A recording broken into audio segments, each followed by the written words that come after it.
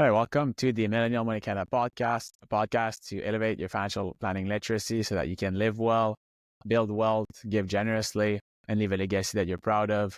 I'm Guillaume, Girard, financial planner, and I'm joined by my co-host, Sam Lichtman, founder and financial planner at Millennial Wealth Advisors.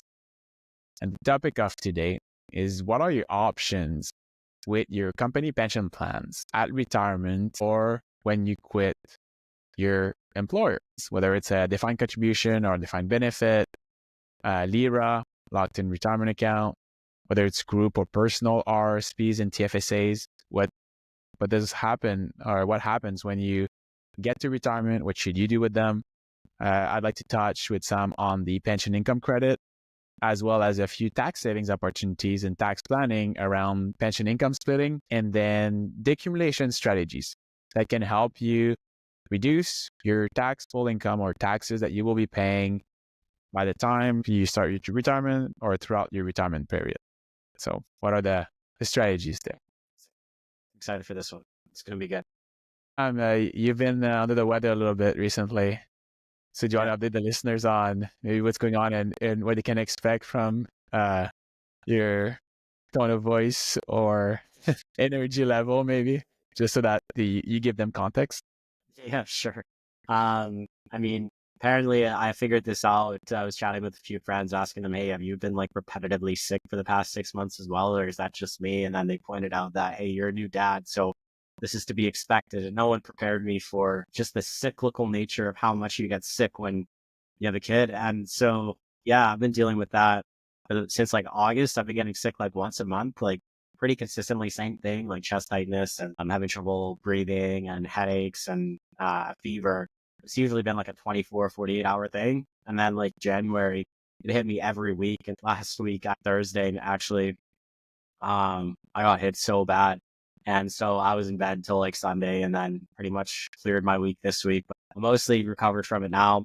Energy levels are almost back to where they were, but just a lingering cough and chest cold. So yeah, hopefully kicks that in the next couple of days and back to 100%. Awesome. I wish you the fastest recovery possible. Thank you. Appreciate that. So let's dive into today. Let's start with the first, or one of the most common plans that the listeners will have. If you're working for a company and you have a job that offers it, it's usually going to be a defined contribution pension plan. And this is where you're contributing to it, and then your employer is going to match usually your contributions to a certain percentage of your salary, but they won't guarantee how much you're going to receive during retirement. They will accumulate it throughout your career, and they will grow it, and they will invest it. And sometimes you have the possibility to actually dictate how it's invested. That's where you go to your portal and then you select your asset allocation. And I remember when I was an employee and I did that at Rebranded or Thomson Reuters, went to my Sun Life portal and then checked off, which investments I wanted to have. And it's very funny because if you don't have much education about how to go about it, even though they're maybe trying to educate you, this is actually a pretty big decision. Maybe you might not be taking enough risk. Maybe you're taking too much risk. But if you're investing for the long term and you can take some risk, or you have the risk tolerance to take risk and you're not taking it, then you might be leaving pretty significant opportunity there to grow your wealth. That's how defined contribution plan works. Sam, can we talk about what are the 3 options, at least that I've identified here? If there's others, please feel free to share. What are the 3 options that would be provided to someone who has a DC plan, whether they leave their institution or they're entering retirement? Yeah, so typically the options are going to be that they can leave it with the pension company, number one, and continue to have it invested the same way it's currently invested, and then even leave it with the pension company throughout retirement when they start taking withdrawals from the plan. That's option number one. Option number 2 is they can port it to a self-directed locked-in retirement account. So a locked-in retirement account is basically like an RRSP with pension legislation tied to it. So it restricts your access to it. So every province has different pension legislation, and every LIRA is governed either by the provincial jurisdiction that it falls in when you were working. So it's not like Like when I moved from Saskatchewan to Ontario, it's not like my old pension is now governed under Ontario pension laws. It's still governed under Saskatchewan pension laws. And that's important for things like unlocking it early or special provisions that allow you to access a portion of it, like low income provisions or health provisions, things like that. But typically it's locked in, and then you can direct your own investments either with an advisor or on your own as a DIY investor. It gives you more flexibility in the investment stage. And then you can, again, direct your withdrawals. So you can say, okay, well, I want to take out X amount of money per year. And it's still governed by, like when you do withdraw, it's still governed by minimums that you have to withdraw. But you've got that flexibility to determine your own withdrawal rate, to determine your investments at the time of withdrawal. So that's the most flexible option. Option number 3, I don't have your piece of paper in front of me for the 3, but it's a common third option is that people can port it to their new employer's pension plan. So if they move to a different company, typically you can transfer that pension over to your new employer and have a larger pot to work with at your new employer and continue contributing to that plan and just have it directed under their now new investment program. I've had this conversation before with people, and sometimes there's this misguided belief that the larger the amount, the more a return will affect it. So like, I would rather have all my money in one place, in one account, because I'll get higher returns. That doesn't make sense. Like that's not the case. So like, it doesn't matter really if you put your old pension to a locked in retirement account and you start contributing to your new pension. Your aggregate returns will be the same, assuming an apples to apples portfolio. So combining it all in one does not give you better returns. I've heard that before as a reason. So yeah, so those are the 3 main options that you can typically do when you leave an employer or decide to retire. Maybe we can talk about this later, but there's a cool trick I used to actually use my LIRA at the time to use as a down payment for my first home. We can get into that in a little bit, but there are some options to unlock as well. There are very specific restrictions around it. Yeah, we'll get to that in a second. Yeah, I definitely want to hear that, how you like to look at your LIRA for your down payment. So just to summarize what you've said, so there's basically 3 options. One is to leave it with your previous employer. The second, it's to transfer it to your new employer as pension plan. And the third option is to transfer it to a LIRA, locked in retirement account, that can be either self-directed or through an advisor. Let's talk about the defined benefit plan. Sam, do you want to talk about what happens when someone leaves its workforce but has a defined benefit plan and the concept of commuting the pension? Yeah, for sure. So this gets a little bit more complicated. Yeah, this gets a little bit more complicated when we're talking about a defined benefit pension plan. And just for clarity's sake, defined benefit pension plan is the type of plan where you have a guaranteed income at retirement instead of an accumulated, right? And so you still do have the option. So what happens when a defined benefit plan hits retirement is it's essentially turned into an annuity, right? So the contributions, your contributions, employers' contributions, all of those go to form a lump sum deposit to an annuity that will pay you a guaranteed rate, potentially adjusted to inflation. Sometimes it is, sometimes it's not. And then you claim that income consistently throughout retirements. There's typically spousal benefits. You can assign your spouse up to 60% or sometimes up to 100% of the pension eligibility too. I'm not sure if we're going to touch on that later, but the higher assignment for your spouse, the lower the benefit for you, because it's basically just an actuarial calculation where the insurance company looks at longevity and they assume that one person is going to live to life expectancy, but if 2 people are going to be eligible to receive the benefit, the second person, one of the 2 is likely to live much longer. And so they'll decrease the pay up front to compensate for the expected longevity piece of the pension. So that's important to understand. But yeah, so essentially, yeah. Before we dive into the community, sorry, that's a great point that I think you touch on, just defining what it is, but also the amount you would receive if you have yourself or your spouse, how that would influence like the payment that you can expect to receive. And I think I'd like to add too is depending on the options that you have as well, like when you're taking it. So early, reduced, and then for your full benefit as well. So depending on when you're taking it, that's going to impact your payment, which is also going to impact, how you're going to fund your retirements. I've done a number of analysis on that front, and then evaluating like the bridge benefit.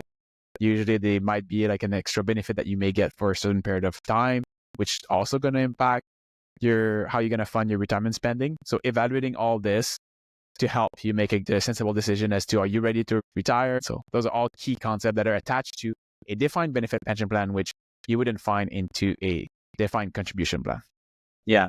Defined benefit pension plans were really, really popular in the 80s when interest rates were really high because they could project forward these ridiculous guarantees. And now, though, there's been a ton of defined benefit pension plans that have faced issues around actually meeting their payment obligations. And there's almost no new company, or almost no even legacy companies, have changed, or they've grandfathered in old defined benefit pension plans, but now new employees are only offered defined contribution pension plans because the risk of the guarantees falls on the company versus the risk of the guarantee falling on the individual being a good investor and making good decisions in the stock market.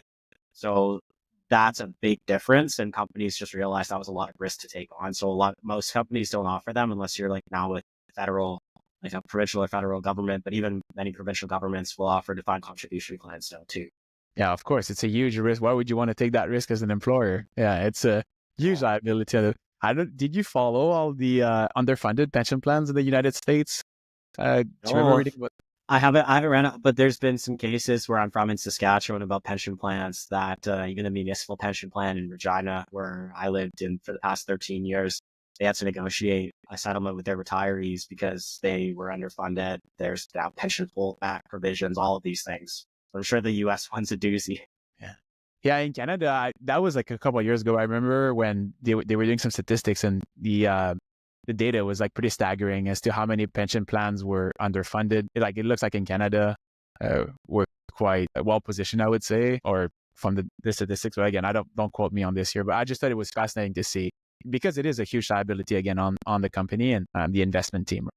Another story I think I want to touch on is, I've had this conversation a few times now, but it's teachers or government employees that have a defined benefit pension plan. And we've had calls where they were like, oh, my RRSP room is so low. Like, I have no RRSP to contribute to. And I was like, yeah, I know, because of the pension adjustments. And, that's, of course, reducing your contribution room.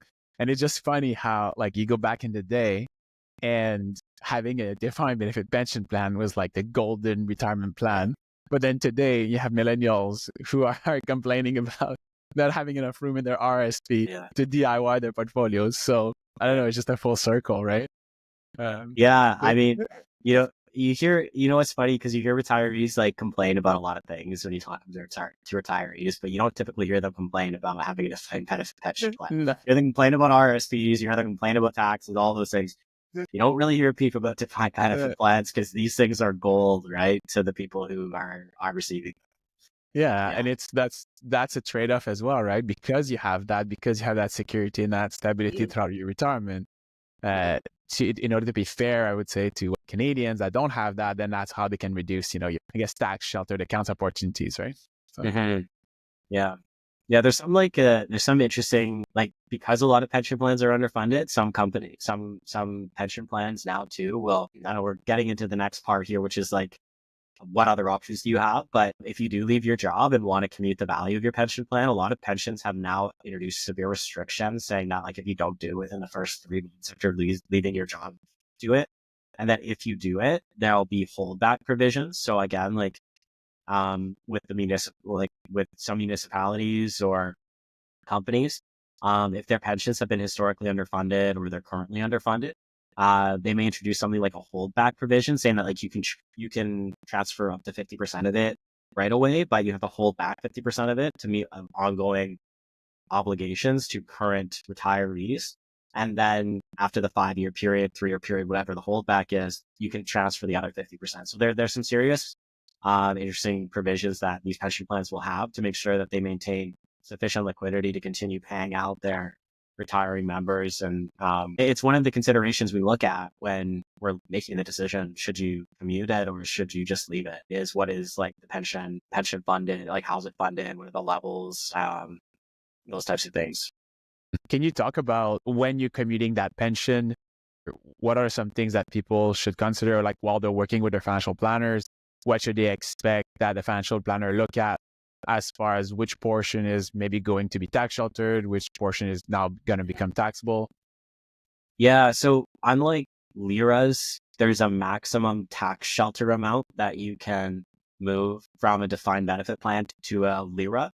So unlike defined contribution plans, which you can just move all of it, with defined benefit plans, there's a maximum amount that you can move.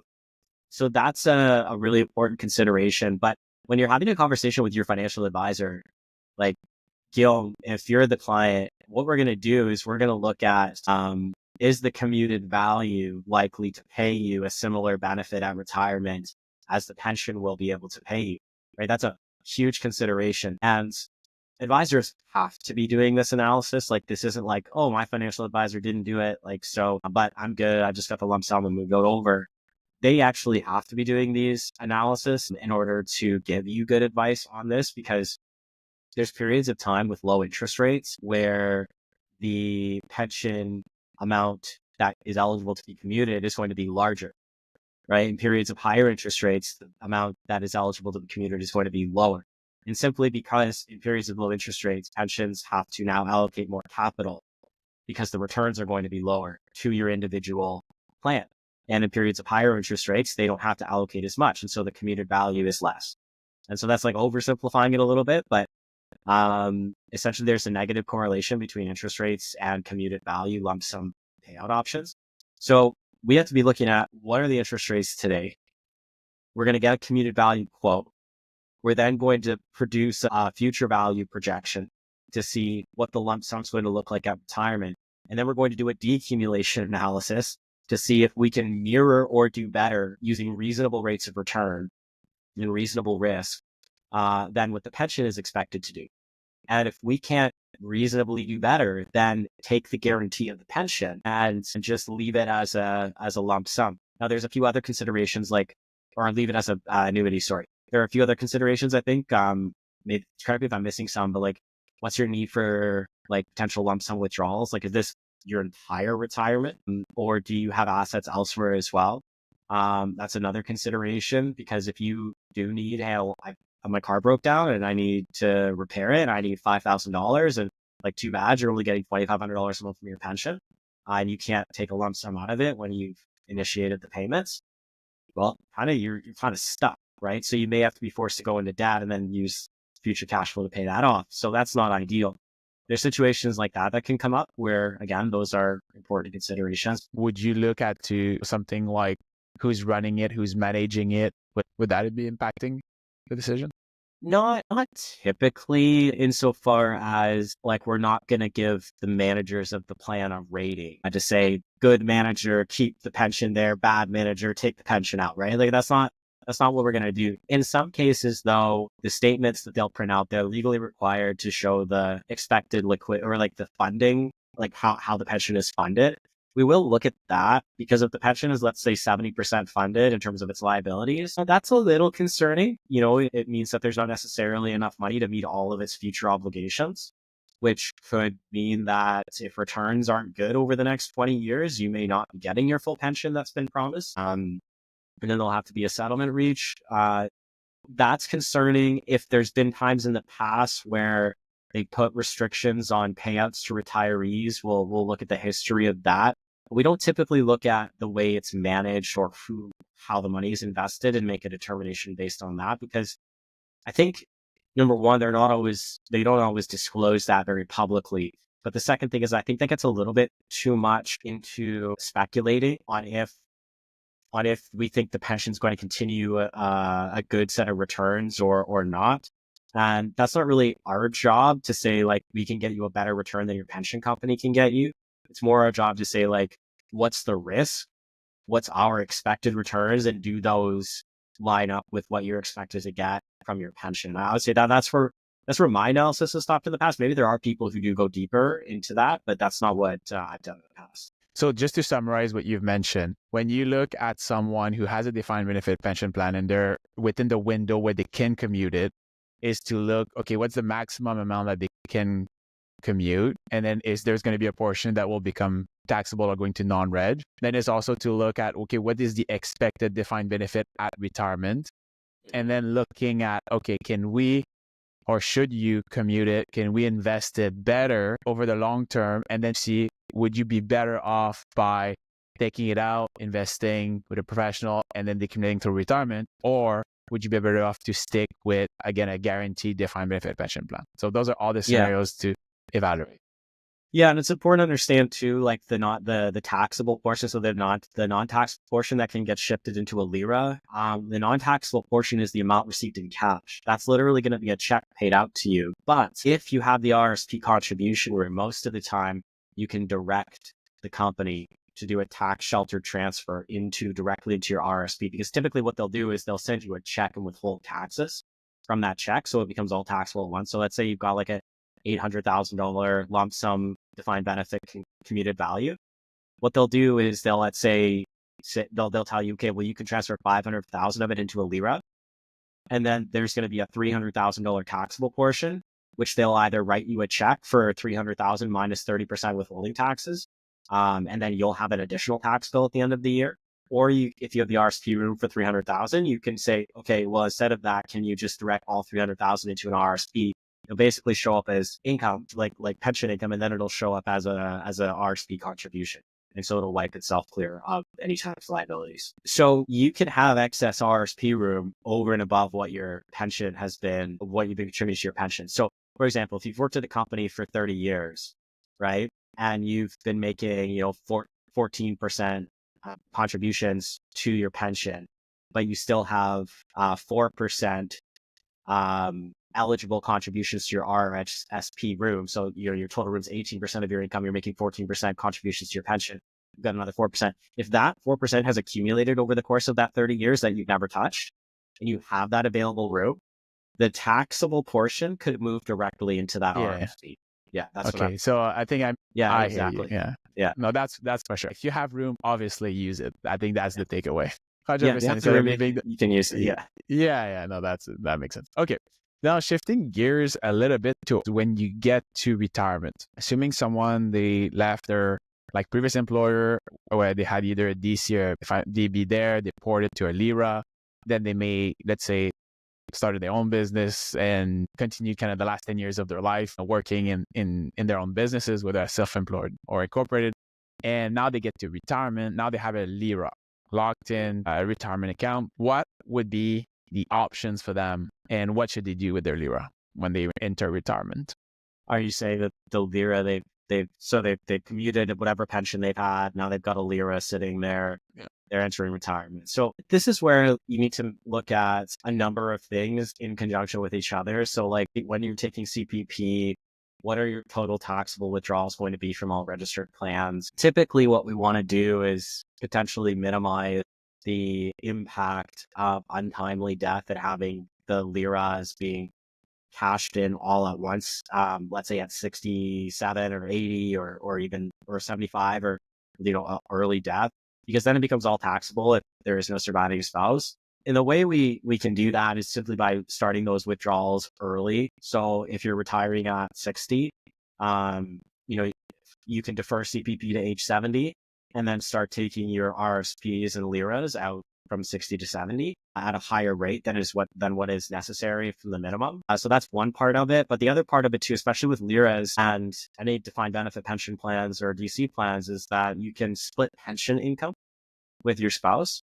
And so with RRSPs, the way to essentially draw money out is you have to be 65 in order to split that income with your spouse. That's what senior income splitting comes into effect. But pension income splitting can be done earlier. And so you can split pension income from a LIRA or a defined benefit plan or a defined contribution plan earlier than age 60. So you probably are going to want to do that first and then RRSPs at 65. I think there is a way you can, because I believe when you convert an RRSP into a RIF earlier, that qualifies as pension income. So you can potentially start splitting that pension income earlier as well, but I'd have to go check my notes on that. So there's a few ways where you can ensure that, you and your spouse are getting similar amounts of income from the locked-in retirement account or from the defined benefit pension plan, splitting it for income tax purposes, making sure you're keeping your taxes low.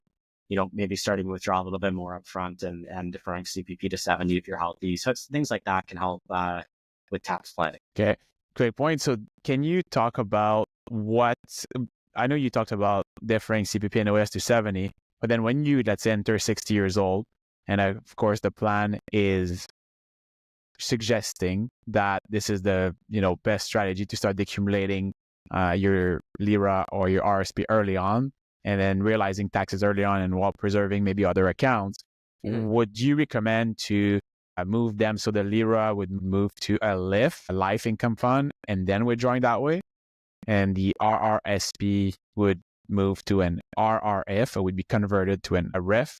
So would you recommend converting them as you start withdrawing, or would you delay that conversion? What's your take here? Yeah, so you would typically want to put the portion that you're going to be drawing in the year into an income fund. So like a LIF or a RIF, but not the full amount. You don't have to convert the full amount into it. You can just essentially open it and transfer the money in. What happens there is the reason why you may want to do that is because the LIF will then have, or RIF will have minimums that you're required to take out, but those minimums have $0 of withholding tax associated with them. So you could essentially take some money out without having to pay withholding taxes on the withdrawal. But if you just took it directly from your LIRA or from your RRSP, you'd be mandated to pay the withholding taxes. And so that's one reason why you probably are going to want to have it in a LIF. And the other reason is because then the whole balance of the locked-in retirement account does not become subject to minimum withdrawal rules. So if you again have like $1 million, let's say $1 million LIRA, and you move $1 million into an income fund or a LIF, then what happens is you have requirements to withdraw a minimum percentage of the entire $1 million. So let's say at 60, it's like 2.7% or 3%. Okay, well, then you're mandated to withdraw $30,000. But if you don't need to withdraw $30,000 that year, then that's not great tax planning. So you would want to essentially just say, well, I only need to withdraw $20,000. So I'm only going to move $20,000 to the LIF. I'm going to pay it all out in that year. Right. So that would be another reason why you want to not necessarily convert everything right into that. Right. That's a great advice. So to summarize, you would want to move as soon as you start to withdraw from those retirement accounts, whether it's the LIRA that is transferred, you would want to convert it to a LIF and then withdraw it from there. And if you have an RRSP and you want to start withdrawing from it, it would be better off to transfer a portion of it to a RIF and then start accumulating. So one difference between a LIF and a RIF is that the LIF is going to have minimum and maximum amount that will dictate how much you can withdraw throughout your retirement, versus the RIF only has a minimum amount, and that's based on age. And that percentage is going up each and every year based on the account value. So as Sam mentioned, that's why you may want to only convert a portion of it instead of having to a higher amount that you may not need for that current year.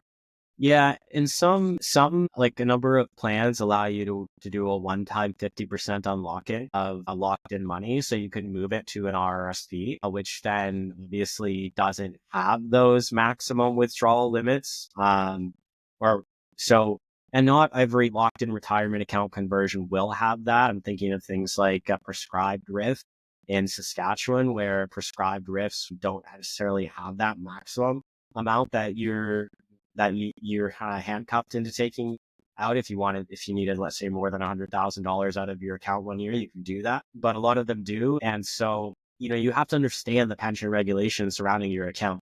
We get questions like that all the time, even around minimums, right? Like, hey, we did the one-time unlocking and now we've got money in a LIF and money in an RRSP, and I don't want the minimums. So like, why am I required to get them?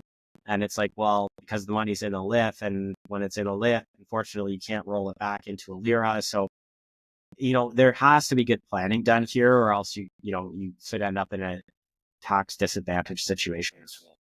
Okay, that's a good point. I think another thing the listeners should know is that, and I don't know if you already mentioned it, sorry if you did, But when the minimum withdrawal is when there's a certain percentage that once you've converted your LIRA to your LIF or your RRSP to your RIF, and then there's a minimum that you need to withdraw, that minimum doesn't have withholding tax.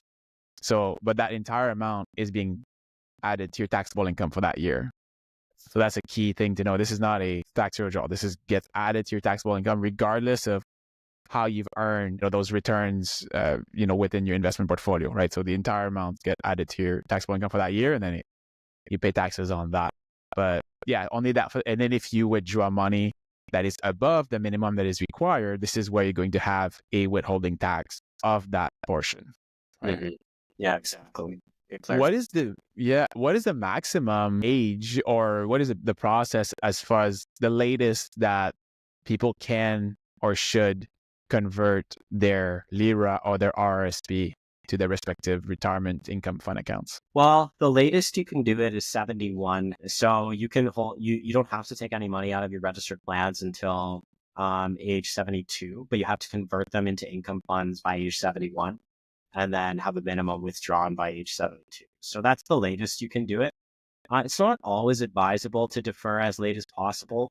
A lot of times we do a state analysis, and people have, let's say, maxed out their TFSAs, maxed out their RSPs, they got money in non-registered, and they're basically saying like, okay, well, I'm gonna deplete my non-registered first, then I'm gonna deplete my TFSA, and then I'm gonna just wait, and I don't want to get taxed on this income, so I'm gonna pretty much have a tax-free retirement for the first 7 to 8 years of retirement, and then I'll start taking taxable withdrawals when I'm forced to.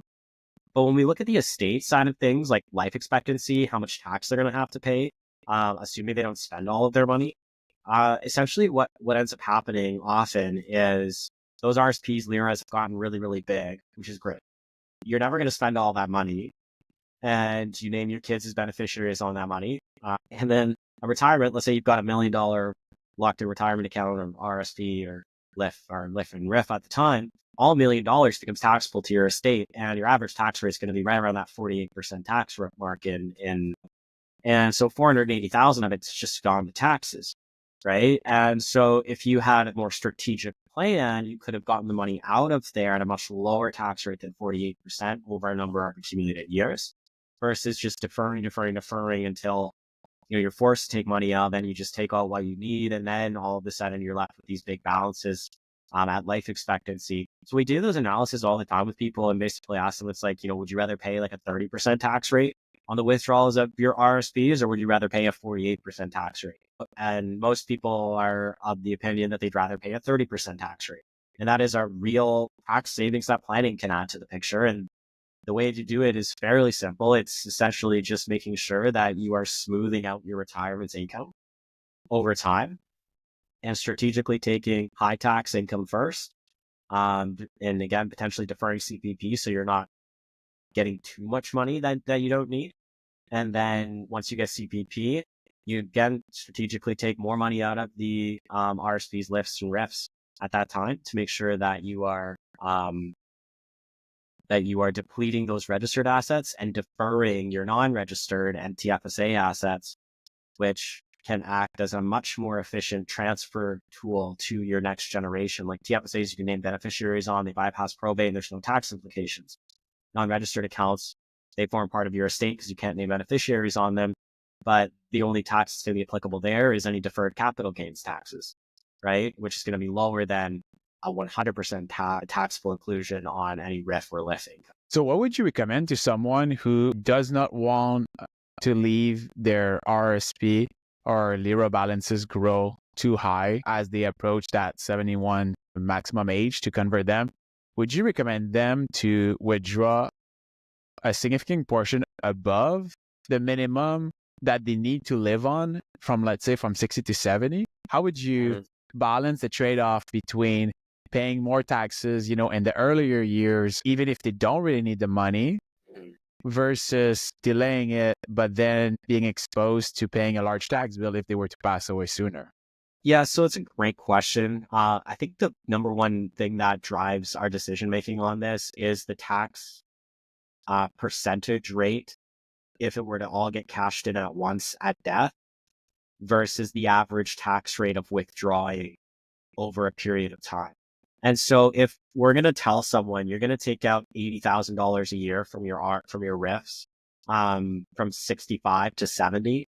Even though you don't need 80,000, you only need 60, right?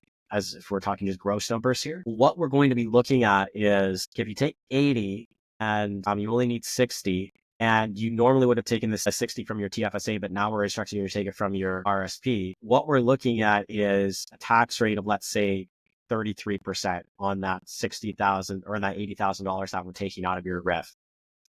Compare that, and now what we're going to see is your RSP balance depleting and hitting close to zero by age 85 or 90, which is life expectancy, which means when you die, there's not going to be any tax owing on the RSP. So you're going to be paying 33% tax up front versus if we look at alternative scenario where we just defer and you're paying 48% tax on a large portion of that RSP, we can confidently say that now we know that you're actually paying less tax by going this route if you live to life expectancy. And in some cases, if you don't, while we're in that process of depleting the RSP to hedge against that, they can get a life insurance policy to like a term 10 life insurance policy to cover off any of that really high tax bill while they do have really big balances in their RSP. And then once that's been depleted over 10 years to a point where, they can take out $30,000, $40,000 a year and then expect to deplete it by life expectancy, then you can drop the life insurance policy off because the hedge isn't needed anymore. There's not going to be a high tax bill if you were to pass away. So we're just looking at trying to optimize the tax rates and making sure that when they pass away, they're not going to be hit with like almost a 50% tax bill. But we're strategically paying 33% tax today so they don't get hit with a 50% tax bill later. And so we just want to look at the tax bills if we do that analysis. Yeah, exactly. I think that's a great point, and also comes down to their preferences as well. I think to summarize what you just said is the earlier part of their retirement, which is usually going to be like maybe 10 to 15 years, this is where they're the most exposed to that tax liability. If both of them die suddenly and then the estate gets passed to the kids, like this is where the tax is going to be the greatest. But then the ideal scenario is that life expectancy plays out, both stay healthy. And if they live up to their life expectancy, this is where they will have depleted their registered accounts first, and then they will have preserved their usually TFSAs or non-registered account. And this is where the kind of tax minimization strategies will have been the most optimal. And insurance, like Sam mentioned, is ideal if you die early. And insurance is a great investment the sooner that you die, right? But again, yes, it may pays you well, but then you've passed away. So that's whatever. I know how you want to take that in, but it's like, yeah, sure. So it's great that you've had it, but then you're no longer there. So yeah. Anyhow, that's those are the scenarios that you want to consider essentially. Yeah, definitely the preference. And I think at the end of the day, though, we confidently say that, one strategy probably has you like having more money over your retirement. And regardless of if you want to, if you really care about passing on inheritance to your kids or not, one strategy could have you potentially spending a little bit more money in retirement and being more tax efficient. And you can present it like that to people, and it often changes their mind around how they want to spend their retirement money. So it does have that preference, though, like you said initially, for a lot of people, but most people's preference is that they want to pay a little bit less tax. Yeah, no, exactly. I mean, there's two things that are certain in life, right? Debt and taxes. Yeah. And sometimes I also remind people where, if you're paying taxes, I know it's unfortunate, but it's part of life. And the reason why you're paying taxes is probably because you've done really well for yourself. So it's something to be, like super grateful for. And yeah, we try to minimize it as much as possible. But really, if you die with zero, yeah, you won't pay any taxes, but then you don't leave anything behind. So sometimes just reminding, people that, yeah, you might be paying taxes when you die, but hey, look what the next generation is going to get, right? Or inherit. So yeah. Okay. Do you want to touch on the eligibility for the $2,000 pension income credit? I don't know if many listeners know about that. And of course, many of our listeners are millennials, so that might not happen before some time here. But yeah, just maybe, do you want to touch on, what it is and how do you claim it in a way? To be completely honest with you, this is probably I haven't brushed up on recently. Well, do you want to take this one? Okay, sure. Yeah. So I'm discovering this as well, but essentially, it's another reason to transfer your RRSPs and LIRA balance to a REF and a LIF.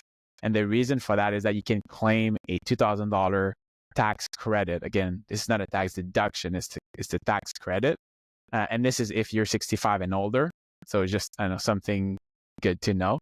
And then if you're 65 and under, you can only claim the credit if it's from, or if you're receiving a defined benefit pension plan, so an employer's pension, or a certain type of payments due at death of a spouse. But yeah, that's just a little side note on eligibility for your pension income credit when you get there.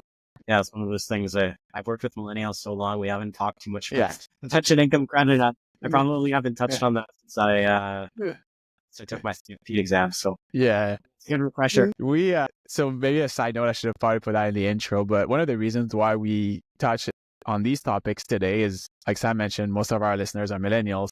But funny enough, we are serving more and more people who are close to retirement or thinking of retiring, less than a year, whether it's referrals from millennials who book clients with us or just people who are in that stage of life who are reaching out.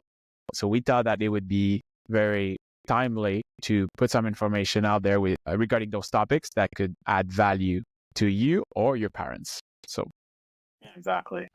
We're not differing from our brand and our way of operating. So we're millennial through and through. We're online, we're virtual, and hey, if you and your parents want to be serviced that way, we would be more gladly to be at your service and help you with financial planning. Yeah, absolutely. Hey, there's one option that we didn't cover on the defined benefit options when you leave an employer. And when we're talking about the liquidity and funding of a pension, and you have concerns about that, but you don't want to take the commuted value for whatever reason because interest rates are creeping up and the value that you get isn't that high. One of the things you can do is you can actually buy a copycat annuity. So are you familiar with copycat annuities? No. So this is a concept that basically you can transfer what would be your pension entitlement to a private insurance company.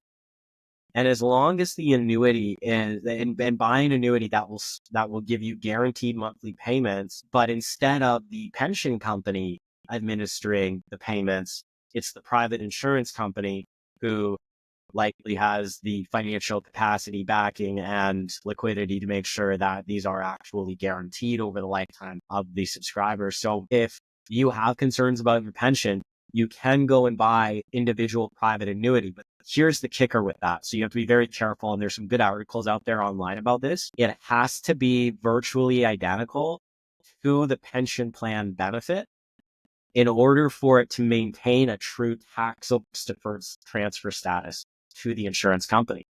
And if you go ahead and you buy a materially different type of annuity than what you'd get if you were to just leave it at your company, then potentially all of that transfer becomes taxable.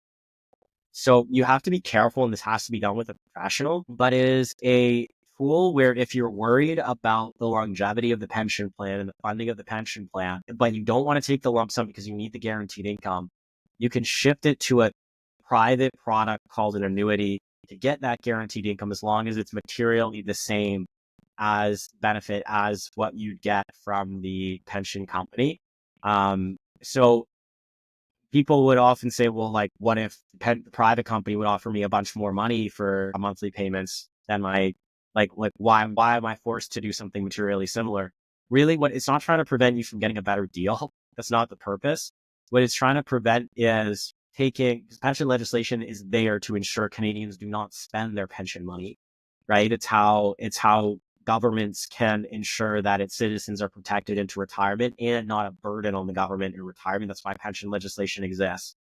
The reason is because there's so many different types of private annuities. Like there's term annuities. You can get like a 10 or a 20-year term annuity and say, I only want this to pay out for a certain number of years. There's a life benefit annuity. There's annuities with insurance policies. But basically, the reason why it has to be materially similar is because pension benefits are lifetime benefits. And you can go ahead and buy a term annuity that runs out before you die. And the government doesn't want you to do that. And so they're basically saying yes, we know that if you bought a term 20 annuity, that you would get more money every month than if you went the lifetime annuity. But we don't want you running out of that money because that's why pension legislation exists. So we're going to make sure that you have to buy an annuity that is materially similar to the one that you would currently get if you were to leave your pension as is. Good to know. Makes sense as well. Yeah. Makes total sense. Yeah.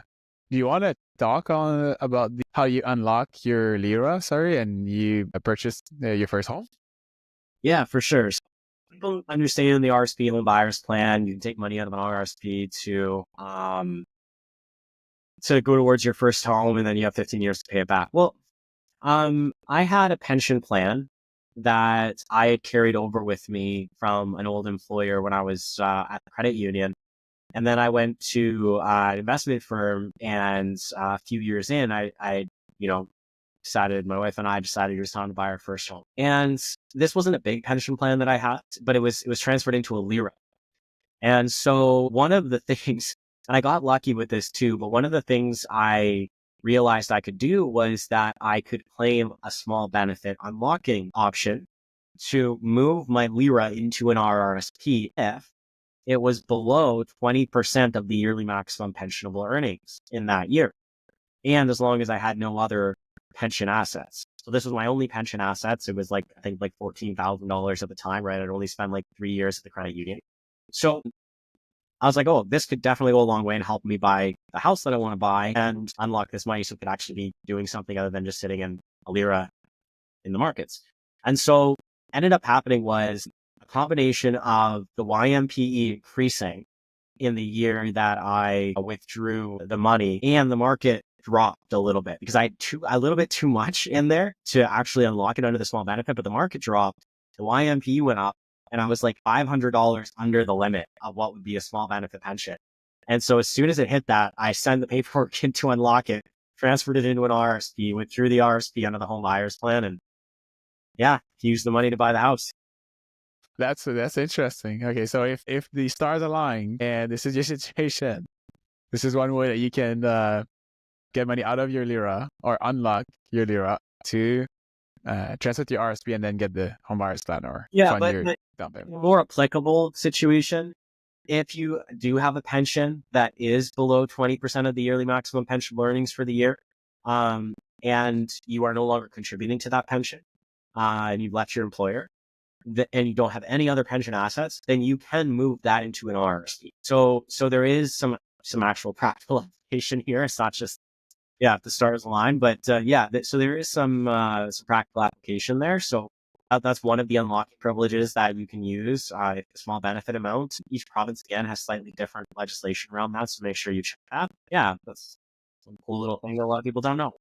Yeah, no, that's so useful. Thanks for sharing that. Also, one thing that is good to know is the reason why, if you can unlock, you should, is just giving you more flexibility in accessing the funds if you need them, whether it's transferring them to an RSP and then, like Sam did, using it for, through a home buyer's plan program, or even if you're taking maybe a gap year and you need to withdraw from your RSP for whatever reason, you're taking money out, you have access to it at least. But versus if it's still locked in, then you can't use it until it gets turned into a LIF at retirement. So that's why we are suggesting you to unlock it if you can.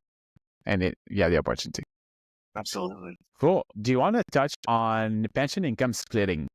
I know we've talked a little bit earlier in the episode, but just going a little bit deeper here, the difference between maybe under 65 versus over 65 and what can you split? Yeah, at a high level. Yeah. So under 65, I believe it's limited to pension income. So income from defined benefit pension plans, and things like that, where you can split, I believe it's about 50% of the income that you receive with your spouse to lower the taxable income there.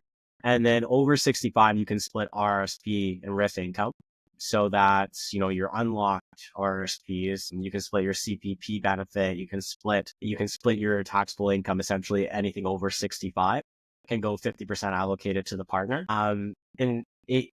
Spousal RRSPs used to be useful for this, and sometimes still are if you have a younger partner. But essentially, because spousal RRSPs allow you to, if I'm the higher earning spouse, I could contribute, claim the tax deduction, but it goes under my wife's name. And then if she's 60 and I'm 65, that's not the case in our relationship. But if that were the case, and I withdrew money from my RRSP, that she could also withdraw money from her RRSP in equal amounts. And so if we needed $60,000 a year, she could take 30 from hers, I could take 30 from mine, and effectively split that income without needing to use split income credits. But with senior income splitting and pension income splitting, under 65, you can split pension income. Over 65, you can split RRSP RIF income. And CPP split income as well. That's a great point with the spousal RSP. I've suggested to a number of clients this year because one of the spouse is basically set to accumulate a much more significant or larger RSP than the second spouse.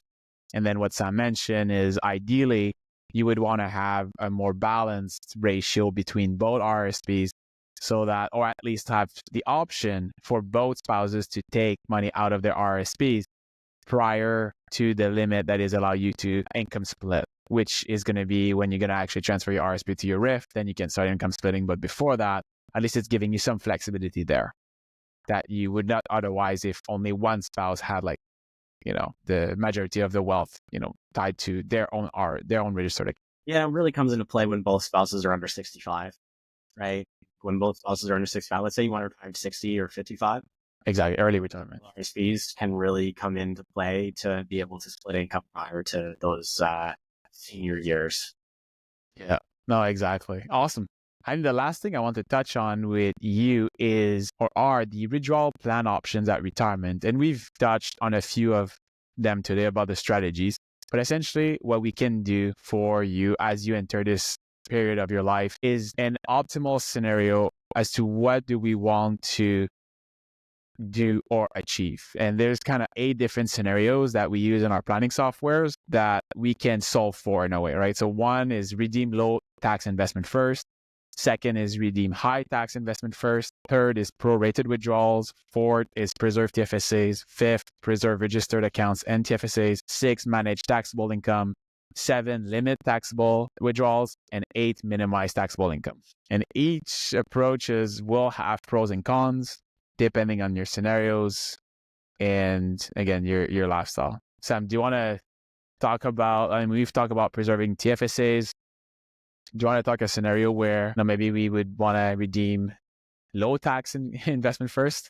Well, I think a scenario there could be where you don't have significant high tax investments. So you don't have significant assets in RSPs and RIFs. And really what we're just trying to do is an equalized withdrawal plan over retirement. And at that point, it wouldn't really have a significant impact. Like, let's say you have like $100,000 or $200,000 in registered plans. You could defer that. Or like, especially, let's say you're a late starter, right? And now you're in really high tax years, right before you retire, and you're making significant contributions to those registered plans, and you want time for them to grow. You could defer it till 72 at that point in time. So there's a few cases to make for that. There is the always defer argument where, if you defer tax, the longer you defer tax, the lower your real tax bill is, assuming all things are equal, just because a $10,000 tax bill today or a $10,000 tax bill in 10 years from now, I'd rather pay a $10,000 tax bill 10 years from now than $10,000 today. So we look at that as a calculation too. But I think at the end of the day, it does come down to the individual situation. If they do need more time for their registered plans to grow, then like deferring the registered plan withdrawals gives them that tax sheltered growth time, right? So that could be one. Yeah, that makes sense. I mean, another option that we see a lot is just manage the taxable income. I mean, we've touched on this a little bit, but if you want to withdraw more than needed, and then you direct your surpluses to TFSAs and non-registered investments, I mean, we recommend that a lot. It's not, you don't need to spend everything within that current year.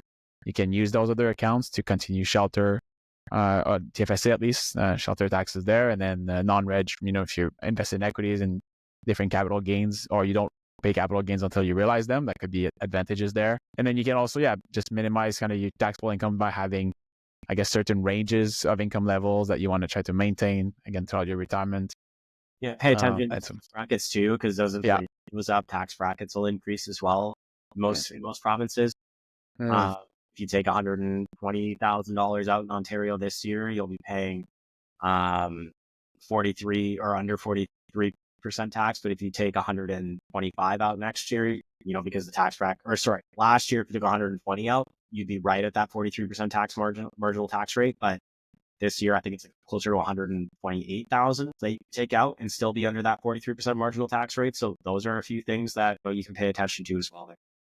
Yeah, exactly. So sorry, what you just said is if someone only takes, let's say 100 every single year, but because the tax rates are drifting up, that means he's paying lower taxes year after year. Exactly.